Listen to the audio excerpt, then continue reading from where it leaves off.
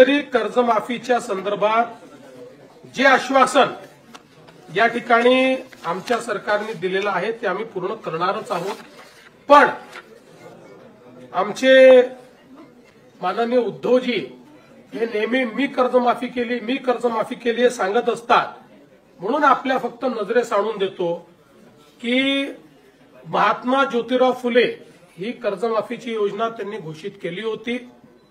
त्यावेळी त्यांनी 20,500 कोटी रुपयाची कर्जमाफी केली होती, 20,500 कोटी रुपयाची। त्याच्या 3 वर्ष आधी आमच्याही सरकारने, मी मुख्यमंत्री असताना आम्ही छत्रपती शिवाजी महाराज कर्जमाफी केली होती।